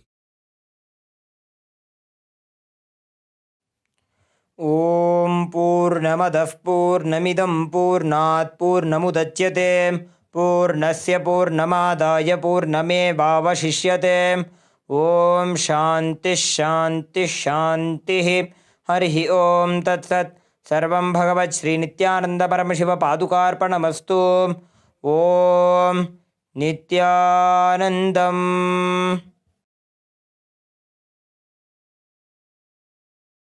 Now, in deep gratitude to Swamiji, perform the Shashtanga Namaskara. Lie down onto your chest and bring your hands forward in the Namaskara Mudra above your head, surrendering yourself to Swamiji's feet. Hope to see you all again tomorrow for another round of the Prathama Vinyasa Krama. Offering the Pratyakshapada Puja at the Divine Lotus Feet of the Supreme Pontiff of Hinduism, Bhagavan Nithyananda Paramashivamam. Before we begin the Pratyakshapada Puja today, we request all the Pada Puja participants to declare the following statements with integrity and authenticity. If you agree, please say yes loudly. I authentically cognize, which is internally process, understand, and declare the truth that cosmic energy exists. Yes. I authentically cognize, which is internally process, understand, and declare the truth that the Supreme Pontiff of Hinduism, Bhagavan Nithyananda Paramashivamam, is the Chinmaya Vigraha, the embodiment and representation of that very cosmic energy. Yes. I authentically cognize, which is internally process, understand, and declare the truth that whatever I offer in the Pratyakshapada Puja at the Divine Lotus Feet of the Supreme Pontiff of Hinduism, Bhagavan Nithyananda Paramashivamam, will reach the cosmic source of energy directly. Yes. I authentically cognize, which is internally process, understand, and declare the truth of Soham Asmi, that even when I worship, I am Him. Yes. Let us now enter the Pratyakshapada Puja. Now, please be seated in a space of deep restful awareness and gratitude in your Ananda Gandha. Nithyanandam Paramasukhadam Kevalam Jnanamurtim Dvandvatitam Gagana Sadrusham Tattvamasyatilaksham Ekam Nityam Vimalamachalam Sarvadhi Sakshibhutam भावातीतं त्रिगुणरहितं सद्गुरुं तं नमामि। नित्यानन्देश्वर परमशिव समारम्भाम् नित्यानन्देश्वरी परमशिव शक्ति मध्यमाम् नित्यानन्द पर्यन्ताम् वन्दे गुरु परम्पराम्। ललाटे त्रिपुण्ड्रे निटिलधृतकस्तूरी तिलकः स्फुरन्मालाधार स्फुरितकटिकौपीनवसनः दधानो दुष्टारं शिरसि फणिराजं शशिकलां प्रदीपः सर्वेषाम् अरुणगिरियोगी विजयते। ॐ आत्मतत्त्वं शोधयामि स्वधा ॐ विद्यातत्त्वं शोधयामि स्वधा ॐ शिवतत्त्वं शोधयामि स्वधा ॐ शुक्लाम्बरधरं विष्णुं शशिवर्णं चतुर्भुजं प्रसन्नवदनं ध्यायेत् सर्वविघ्नोपशान्तये। We'll now do the pranayama. ओम होम ईशानमूर्ताय नमः। ओम हिम तत्पुरुषवक्त्राय नमः। ओम हुम मुगुरदाय नमः। ओम हिम वामदेवह्याय नमः। ओम हम सज्जोतमूर्ते नमः। ओम हां हृदयाय नमः। ओम ह्रीं शीर्षे नमः। ओम हूं शिखाय नमः। ओम हैं कवचाय नमः। ओम होम नेत्रेभ्यो नमः। ओम हस्त्राय नमः। ओम होम ईशानमूर्ताय नमः। ओम हिम तत्पुरुषवक्त्राय नमः। ओम हुम मुगुरदाय नमः। ओम हिम वामदेवह्याय नमः। ओम हम सज्जोतमूर्ते नमः। मां हृदयाय नमः। ओम ह्रीं शीर्षे नमः। ओम हूं शिखाय नमः। ओम हैं कवचाय नमः। ओम होम नेत्रेभ्यो नमः। ओम हस्त्राय नमः। ओम होम ईशानमूर्ताय नमः। ओम हिम तत्पुरुषवक्त्राय नमः। ओम हुम मुगुरदाय नमः। ओम हिम वामदेवह्याय नमः। ओम हम सज्जोतमूर्ते नमः। ओम हां हृदयाय नमः। ओम ह्रीं शीर्षे नमः। ओम हूं शिखाय नमः। ओम हैं कवचाय नमः। ओम होम नेत्रेभ्यो नमः। ओम हस्त्राय नमः। ममोपात्त समस्त दुरितक्षयद्वारा भगवत् श्री नित्यानंद परमशिव प्रीत्यर्थम श्री नित्यानंदेश्वरी परमशिव शक्ति समेत श्री नित्यानंदेश्वर परमशिव प्रीत्यर्थम च शुभे शोभने मुहूर्ते आद्य ब्रह्मणः द्वितीय परार्धे श्री श्वेतवराह कल्पे वैवस्वतमन्वन्तरे अष्टाविंशतितमे नित्ययुगे प्रथमे पादे जम्बूद्वीपे भारतवर्षे भरतखण्डे मेरोः दक्षिणे पार्श्वे शकाब्दे अस्मिन् वर्तमाने व्यवहारिके प्रभवादीनां षष्ट्याः संवत्सराणां मध्ये शोभकृतनाम संवत्सरे शुभायने शुभऋतौ शुभमासे शुभपक्षे शुभतिथौ शुभवासरयुक्तायां शुभनक्षत्र शुभयोग शुभकरण एवं गुणविशेषण विशिष्टायाम् अस्यां शुभतिथौ श्री कैलासोन्नत द्वादशान्त श्यामला पीठारूढ़ श्री मीनाक्षी सुंदरेश्वराभिन्न स्वरूप परशिवपुत्र रत्नकुमार गुरुमन्यतुल्यावतार श्री पार्वती स्तन्यपान लब्ध दिव्य ज्ञान विश्रुत सकल निगमागम सारभूत द्राविड वेद प्रवक्त्रे श्रीमत् परमशिव करुणा समधिगत मुक्तामय चतुरश्रयाण गीयमाण छत्र चामर श्री चिन्नकाहलादि समस्त बिरदावल्यलंकृत ज्ञान विज्ञान चक्रवर्ती सर्वजन संग सद्यो निर्वाण दीक्षा व्ययापवर्ग वर्ष विश्रानजीमूत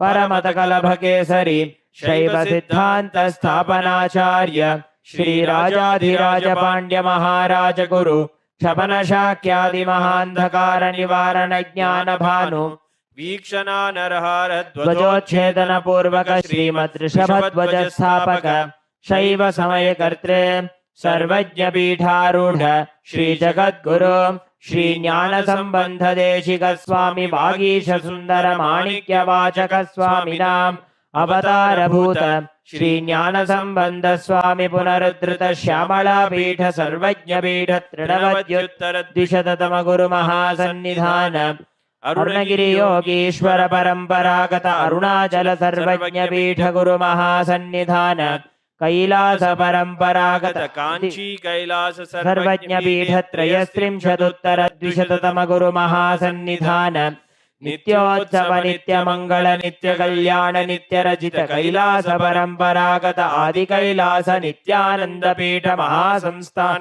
महासिंहासन पीठ कर्त्रे साक्षात् श्री परमशिव समुद्भूत कैलास परम्परागत वैवस्वतमनु इक्ष्वाकु हरिश्चंद्र भगीरथ श्रीरामचंद्र शूरसेन इत्यादि अनवच्छिन्न सार्वभौम चक्रवर्ती परम्परागत चतुष्षष्टि योगिनी मंडित चतुष्षष्टि संप्रदाय प्रवर्तक मनुधर्म शासन सूर्यवंश प्राप्त सर्वज्ञ पीठ सुरांगी साम्राज्य मूर्धाभिषिक्त चूड़ामणि साक्षात् श्री परमशिव समुद्भूत कपिल महागुरु पुनरुद्धृत महानिर्वाणि पीठ अष्टोत्तर सहस्र श्री महामंडलेश्वर साक्षात् श्री परमशिव समुद्भूत श्री महागणपति समारंभ अनवच्छिन्न पीठाधीश्वर गुरु परंपरा प्राप्त अटल पीठ अष्टोत्तर सहस्र श्री अटल पीठाधीश्वर धर्म मुक्ति स्वर्गपुर स्वर्ण पीठ त्रयोविंश गुरु महासन्निधान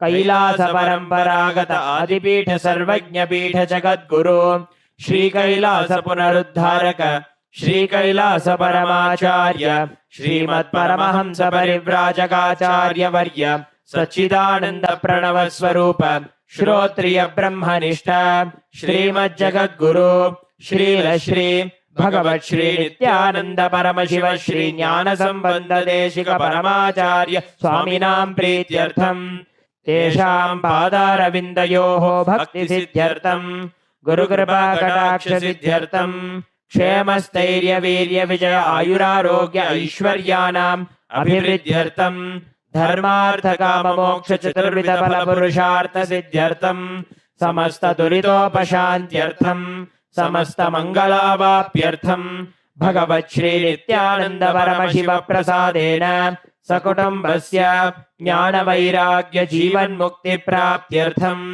श्री नित्यानंदेश्वरी परमशिव शक्ति समेत श्री नित्यानंदेश्वर परमशिव अवतार भूत श्री सर्वदेव देवी स्वरूप भगवन् श्री नित्यानंद परमशिव प्रत्यक्ष पाद पूजां करिष्ये। ओम अबौपस्पृश्य ॐ आगमार्थं तु देवानां गमनार्थं तु राक्षसां घण्टानादं करोम्यादौ देवताह्वानलाञ्छनं घण्टादेवताभ्यो नमः।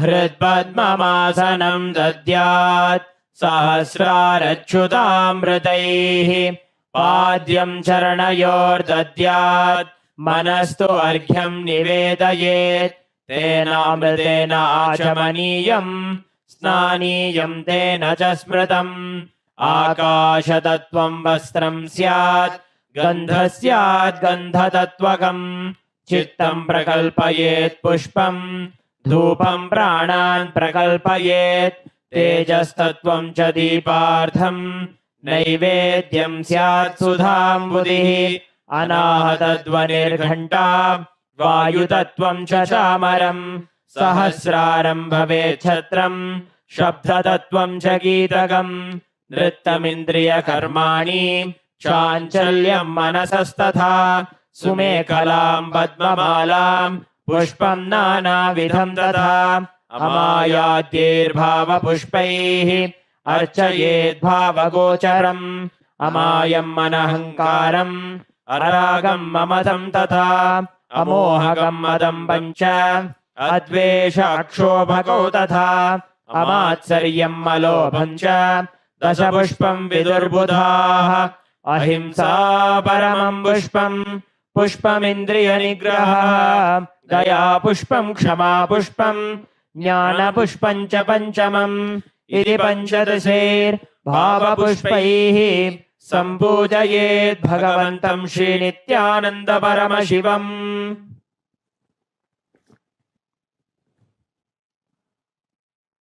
आसनम् ॐ सर्वभूतान्तरस्थाय सर्वभूतान्तरात्मने कल्पयाम्युपवेशार्थम् आसनं ते नमो नमः ॐ ह्रीं इदं सुवर्णासनं सर्वदेवदेवी स्वरूपाय भगवते श्रीनित्यानन्द परमशिवाय नमः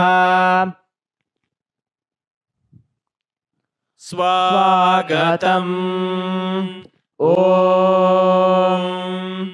शान्तत्वात् सर्वकर्तृत्व भावोपरतिकारणात् शिव उक्तौ महातन्त्र मन्त्रविद्भिः सदा शिवः तस्मै शिवाय गुरवे वीतरागकलाय वै अमेयत्वादनन्तोऽयम् अजत्वाच्च प्रकीर्तितः यस्य दर्शनमिच्छन्ति देवाः स्वाभीष्टसिद्धये तस्मै ते परमेशान स्वागतं स्वागतं प्रभो अद्य मे सफलं जन्म जीवनं सफला क्रियाः स्वागतं यत्त्वया तन्मे तपसां फलमागतम् ॐ ह्रीं सर्वदेवदेवी स्वरूप भगवत् श्रीनित्यानन्द परमशिव स्वागतं सुस्वागतं ते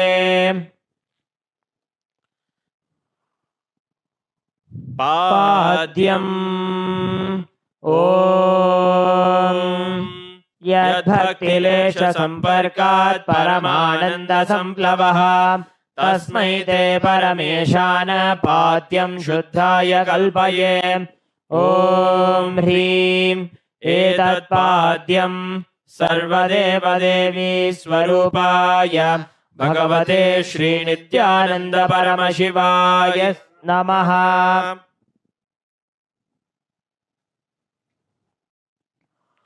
अर्घ्यः ॐ दूर्वाक्षतसमायुक्तं बिल्वपत्रं तथा परं शोभनं शङ्खपात्रस्थं ग्रहाणार्घ्यं महेश्वर ॐ ह्रीं एषोऽर्घ्यः सर्वदेवदेवी स्वरूपाय भगवते श्रीनित्यानन्द परमशिवाय स्वाहा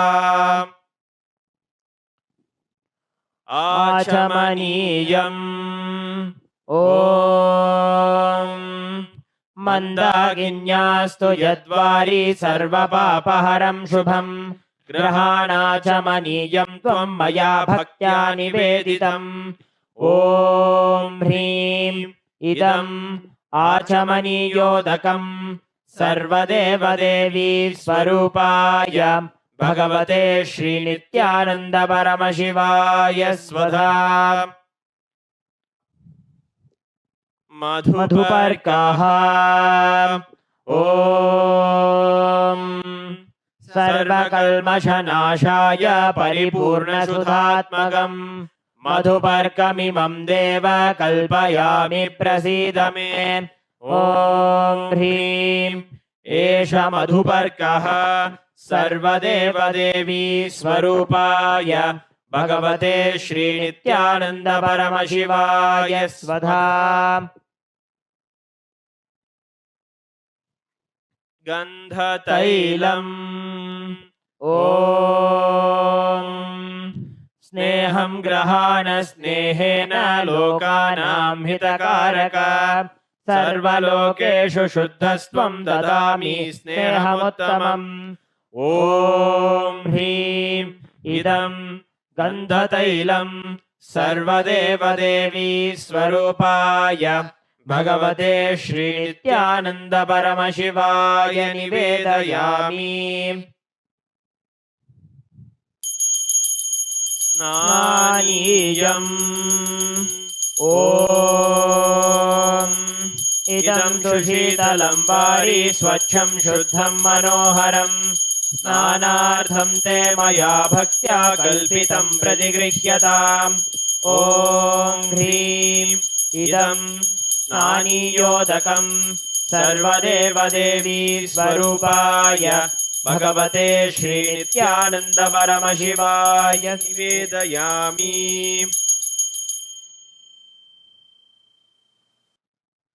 वस्त्रम् ॐ मायाचित्रपटाच्छन्न निजगुह्योरुतेजसे निरावरणविज्ञाय वासस्ते कल्पयाम्यहम्। ॐ ह्रीं इदं वस्त्रोत्तरीयं सर्वदेवदेवी स्वरूपाय भगवते श्रीनित्यानन्द परमशिवाय निवेदयामि।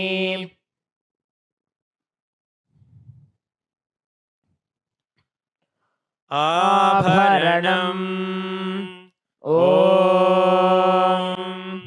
स्वभावसुन्दराङ्गाय नानाशक्त्याश्रयायते सुवर्णं भूषणं तुभ्यं कल्पयामि प्रसीद मे। ॐ ह्रीं इदं सुवर्णाभरणं सर्वदेवदेवी स्वरूपाय भगवते श्रीनित्यानन्द परमशिवाय निवेदयामि। गन्धः ॐ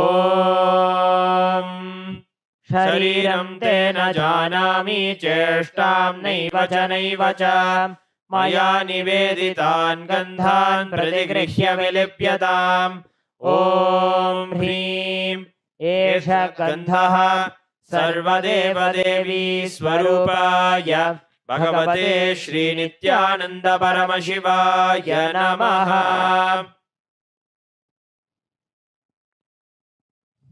पुष्पम् ॐ तुरीयवनसम्पन्नं नानागुणमनोहरम् आनन्दसौरभं पुष्पं गृह्यताम् इदमुत्तमम्।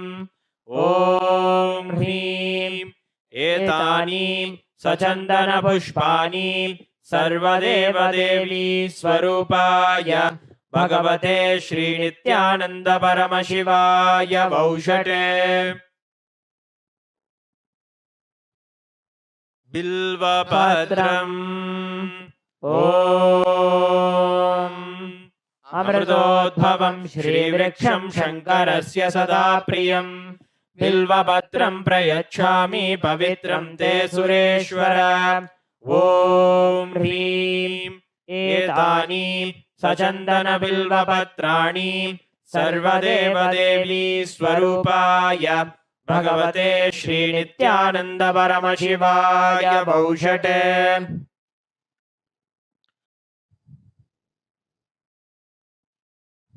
तुलसीपत्रम् ॐ नमस्ते बहुरूपाय वरदमूर्तये परमात्मने स्वाहा। ॐ ह्रीं इदं सचन्दनतुलसीपत्रं सर्वदेवदेवी स्वरूपाय भगवते श्रीनित्यानन्द परमशिवाय नमः।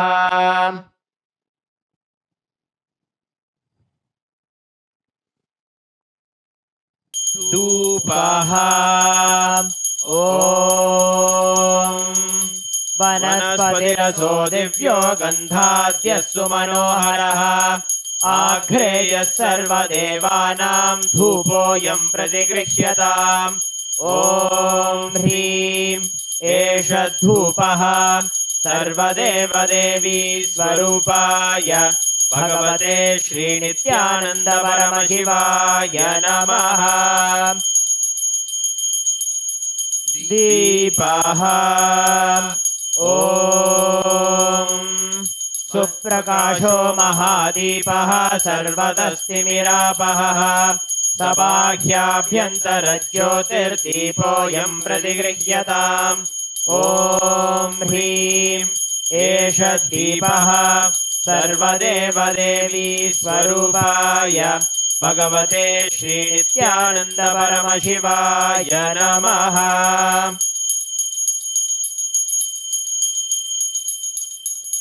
नैवेद्यम् ॐ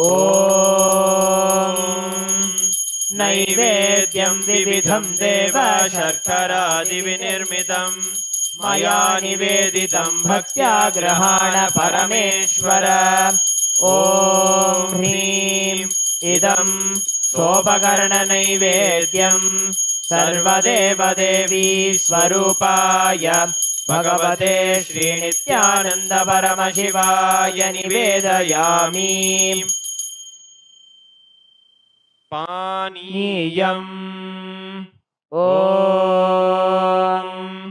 समस्तदेवदेवेश सर्वतृप्तिकरं परम् अखण्डानन्दसम्पूर्णं ग्रहाण जलमुत्तमम्।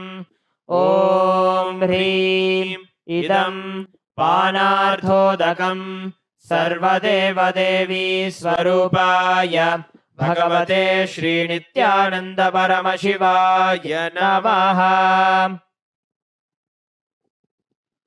पुनराचमनीयम् ॐ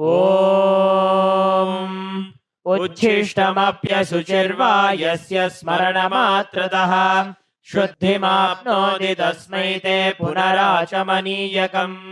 ॐ ह्रीं इदं पुनराचमनीयोदकं सर्वदेवदेवी स्वरूपाय भगवते श्रीनित्यानन्द परमशिवाय स्वाहा।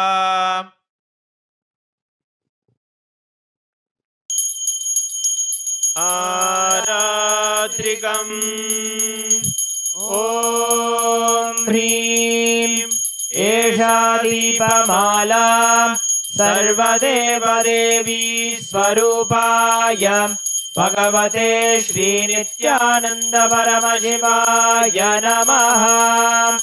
ॐ साङ्ग्रहण्येष्ट्यायजते इमां जनतागुं सङ्गृह्णानीति द्वादशारत्नीरचना भवति।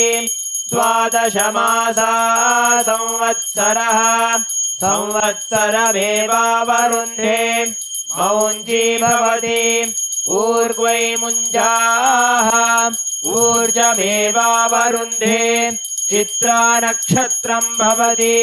चित्रं वा एतत् कर्म कर्पूरगौरं करुणावतारं संसारसारं भुजगेन्द्रहारं सदा वसन्तं हृदयारविन्दे भवं भवानी सहितं नमामि।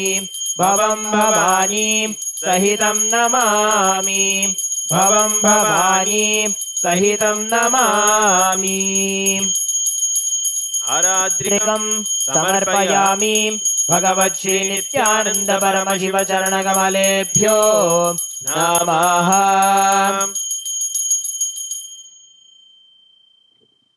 पुष्पाञ्जलिः। गुरुर्ब्रह्मा गुरुर्विष्णुः गुरुर्देवो महेश्वरः गुरुः साक्षात् परं ब्रह्म तस्मै श्री गुरवे नमः। अखण्डमण्डलाकारं व्याप्तं येन चराचरं तत्पदं दर्शितं येन तस्मै श्री गुरवे नमः। अज्ञानतिमिरान्धस्य ज्ञानाञ्जनशलाकया चक्षुरुन्मीलितं येन तस्मै श्री गुरवे नमः।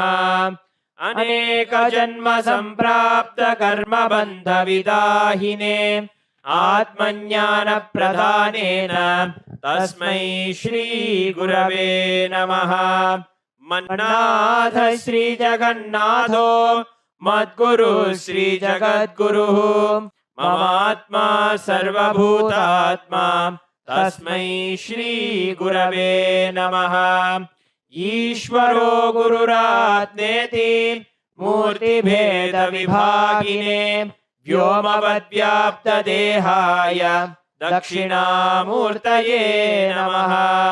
नित्यानन्दं परमसुखदं केवलं ज्ञानमूर्तिं द्वन्द्वातीतं गगनसदृशं तत्त्वमस्यादिलक्ष्यम् एकं नित्यं विमलमचलं सर्वधी साक्षिभूतं भावातीतं त्रिगुणरहितं सद्गुरुं तं नमामि पुष्पाञ्जलिं समर्पयामि भगवत् श्री नित्यानंद परमशिव चरण कमलेभ्यो नमः। ओम Nityanandam.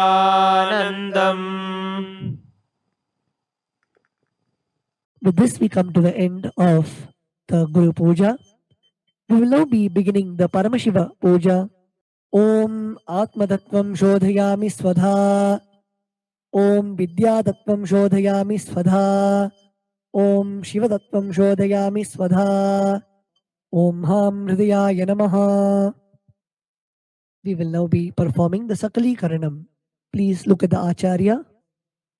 Om Ha Astraya Namaha Shaktaye Voshate. Om Ham Shivasanaya Namaha. Om Ham Shivamurtaye Namaha. Om Ham Satyojatamurtaye Namaha. Om Him Vamadeva Guhyaya Namaha. Om Hum Agora Hridayaya Namaha. Om Him Tatpurushavaktraya Namaha. Om Hum Ishanamurdhaya Namaha. Om Ham Hum Vidyadehaya Namaha. Om Hum Netrebhyo Namaha. Om Ham Hum Shivaya Namaha. Om Ham Hridayaya Namaha. Om Him Shirase Namaha. Om Hum Shikhaye Namaha. Om Haim Kavachaya Hum. Om Ha Astraya Namaha. Om Haim Kavachaya Hum. Om Ham Shivaya Voshate. Om Ham Hum Shivaya Namaha. Om Ham Shivasanaya Namaha. Om Ham Shivamurtaye Namaha. Om Ham Satyojatamurtaye Namaha. Om Him Vamadev Guhyaya Namaha. Om Hum Agora Hridayaya Namaha. Om Him Tatpurushavaktraya Namaha. Om Hum Ishanamurdhaya Namaha. Om Ham Hum Vidyadehaya Namaha. Om Hum Netrebhyo Namaha. Om Ham Hum Shivaya Namaha. Om Ham Hridayaya Namaha. Om Him Shirase Swaha. Om Hum Shikaye Voshate. Om Haim Kavachaya Hum. Om Ha Astraya Phate. Om Ha Astraya Hum Pate. Om Ha Astraya Phate. Om Ham Shivaya Voshate. Om Om Om Om Om Om Om. Om Ha Astraya Phate. Om Haim Kavachaya Hum. Om Ham Shivaya Doshate. Om Ham Shivasanaya Namaha. Lalate Tripundri Nitila Krita Kasturi Tilakaha. Spuranmaladhara Spuritakatikaupi Navasanaha. Dadhano Dustaram Shirasi Panirajam Shashikalam. Pradipash Sarvesham Arunagiri Yogi Vijayate. Induni Bhapanchamuka Hasta Dashayuktam. Shulamrikatankamasi Vajrama Bhayam Syat. Pashavaradankusha Manijwala Navame. Shvedakamalasana Sadashiva Swarupam. Om Ham Shivamurtaye Namaha. Om Ham Hum Shivaya Namaha. Shri Nithyanandeshwari Parashakti Sameta Shri Nithyanandeshwara Paramashivaya Namaha. Dhyayami Avahayami. Om Ham Shivaya Namaha. Iti Avahana Mudram Pradarshya. Sthapana Sannidhana Nishtura Mudram Pradarshya. Astraya Hum Phat Iti Kalakanthi Mudram Pradarshya. Om Ham Shivaya Namaha. Iti Linga Mudram. Namaskara Mudram. Om Haim Kavachaya Hum. इति अवकुण्ठनमुद्रां च प्रदर्श्य ॐ हां हौं शिवाय नमः श्री नित्यानन्देश्वरी पराशक्ति समेत श्री नित्यानन्देश्वर परमशिवाय नमः आसनं समर्पयामि. Now please take an udhrani of the water and show it to the bottom of the Shivalinga and offer it in the Padya Patram along with the mantra Om Ham Shivaya Namaha Om Ham Shivaya Svadha Om Ham Shivaya Svaha. Shri Nithyanandeshwari Parashakti Sameta Shri Nithyanandeshwara Paramashivaya Namaha Padyachamaryam Dattva Om Ham Hom Shivaya Namaha Shri Nithyanandeshwari Parashakti Sameta Shri Nithyanandeshwara Paramashivaya Namaha Snanam Samarpayami. Om Ham Shivaya Svadha Snananantramachamanan Samarpayami. Om Ham Hom Shivaya Namaha Shri Nithyanandeshwari Parashakti Sameta Shri Nithyanandeshwara Paramashivaya Namaha वस्त्रयज्ञोपवीत उत्तरी आभरणार्थमक्षतां समर्पयामि. ॐ हां हौं शिवाय नमः श्री नित्यानन्देश्वरी पराशक्ति समेत श्री नित्यानन्देश्वर परमशिवाय नमः. गन्धान् धारयामि. गन्धस्योपरि हरिद्रा कुङ्कुमं समर्पयामि. ॐ भवाय देहाय नमः भवस्य देवस्य पत्न्यै नमः. ॐ शर्वाय देवाय नमः. ॐ शर्वस्य देवस्य पत्न्यै नमः. ॐ ईशानाय देवाय नमः. ॐ ईशानस्य देवस्य पत्न्यै नमः. ॐ अशुभते देवाय नमः. ॐ अशुभते देवस्य पत्न्यै नमः. ॐ रुद्राय देवाय नमः. ॐ रुद्रस्य देवस्य पत्न्यै नमः. ॐ उग्राय देवाय नमः. ॐ उग्रस्य देवस्य पत्न्यै नमः. ॐ भीमाय देवाय नमः. ॐ भीमस्य देवस्य पत्न्यै नमः. ॐ महतेर्देवाय नमः. ॐ महतोर्देवस्य पत्न्यै नमः. ॐ हां हौं शिवाय नमः श्री नित्यानन्देश्वरी पराशक्ति समेत श्री नित्यानन्देश्वर परमशिवाय नमः. अष्टपुष्पपूजां समर्पयामि. ॐ हां हौं शिवाय नमः श्री नित्यानन्देश्वरी पराशक्ति समेत श्री नित्यानन्देश्वर परमशिवाय नमः. बिल्वपत्रं समर्पयामि. Next is the offering of the dhupa. Sprinkle the samanyargya, the water from the panchapatram, onto the bell. Om Hastraya Namaha. Now sprinkle the water onto the dhupa stand, chanting the mantra Om Hastraya Phate. Now offer the flower on the incense sticks, chanting the mantra Om Ham Hridayaya Namaha. Om Ham Hom Shivaya Namaha Shri Nithyanandeshwari Parashakti Sameta Shri Nithyanandeshwara Paramashivaya Namaha. Dhupam Aghrapayami. Om Ham Shivaya Svadha. Om Hastraya Pate. Om Ham Hridayaya Namaha. Om Ham Hom Shivaya Namaha Shri Nithyanandeshwari Parashakti Sameta Shri Nithyanandeshwara Paramashivaya Namaha. Deepam Darshayami. Om Ham Shivaya Svadha. Om Hastraya Pate. Om Ham Hridayaya Namaha. Om Ham Hom Shivaya Namaha Shri Nithyanandeshwari Parashakti Sameta Shri Nithyanandeshwara Paramashivaya Namaha. Naivedyam Nivedayami.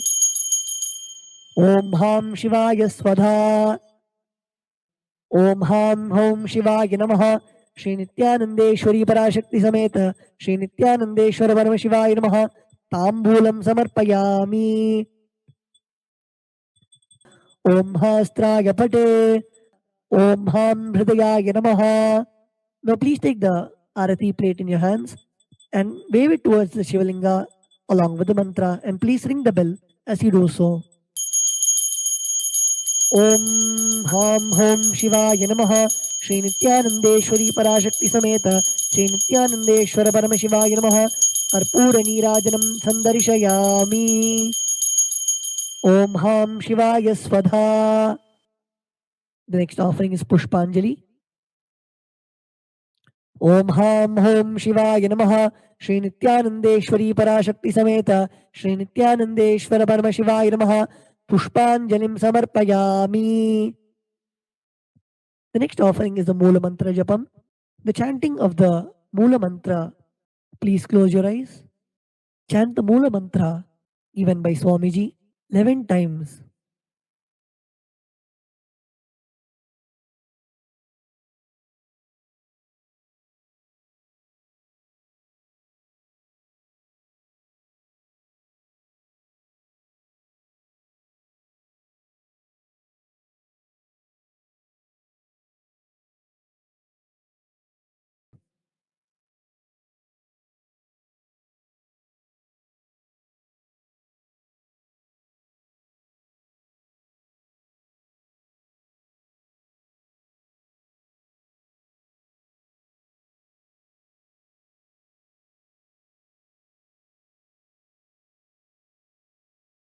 Now we'll be offering the japa that we have chanted. Please take a flower, the durva grass and the akshata in your right hand. Om Ham Hridayaya Namaha, Om Hem Kavachaya Hum, Om Hastraya Pate. यत्किञ्चित् कर्म देवेश सदा सुकृतदुष्कृतं तन्मे शिवपदस्थस्य भुङ्क्षक्षपे शङ्कर शिवो दाता शिवो भोक्ता शिवः सर्वमिदं जगत् शिवो यजति सर्वत्र यः शिवः सोऽहमेव तु. ॐ हां हों शिवाय नमः. ॐ आत्मतत्त्वं शोधयामि स्वधा. ॐ विद्यातत्त्वं शोधयामि स्वधा. ॐ शिवतत्त्वं शोधयामि स्वधा. Om Ham Hridayaya Namaha.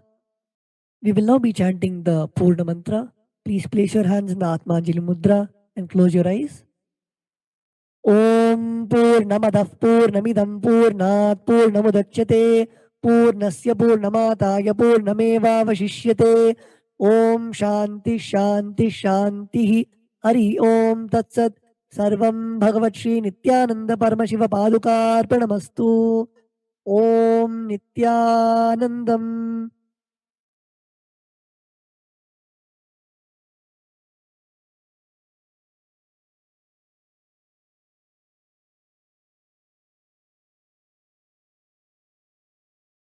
Nithyanandam, welcome to the Prathama Vinyasa Krama. We are going to